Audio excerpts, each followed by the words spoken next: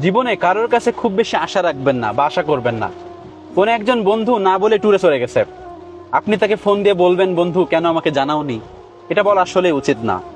কোন একজন মানুষ আপনার সময় দিচ্ছে না, কোন একজন মানুষকে আপনি প্রচুর সময় দিতে চান, কিন্তু সেই মানুষটা আপনাকে সময় দিচ্ছে না। আপনি যে তাকে বারবার ফোন করে অনুনয় বিনয় করবেন যে তুমি আমাকে সময় দাও না কেন, তুমি আমাকে একটু সময় দাও, এটা বলা উচিত না। মানুষের কাছে আসলে জোর করে কোনো কিছু পাওয়া যায় না।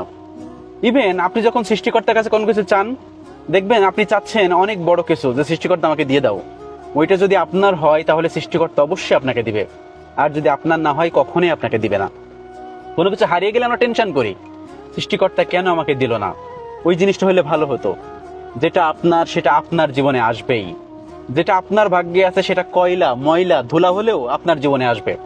আর যেটা আপনার জন্য না, সেটা যদি ডায়মন্ড হয়, গোল্ড হয়, হোয়াইট গোল্ড হয়, তারপরও আপনার জীবন থেকে চলে যাবে।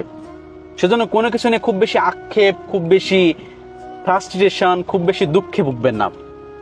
লাইফে সবকিছুই পাবেন এমন কিন্তু কোনো কথা নেই, কিন্তু যেটা আপনার সেটা আপনার জীবনে আসবেই। আর খুব বেশি এক্সপেকটেশন রাখবেন না, কোনো মানুষ সময় দিল, কোন মানুষটা সময় দিল না, এটা নিয়েও খুব বেশি ইম্পর্টেন্ট রাখবেন না। সবসময় মনে রাখবেন, এই পৃথিবীতে আপনি সবাইকে খুশি করতে আসেননি। আবার আপনার কাছেও যে সবাই খুশি হবে এমন কোনো বিষয় নেই। এটা আপনাকে ব্যালেন্স করে নিতে হবে। লাইফ তো আসলে একরকম না, বিভিন্ন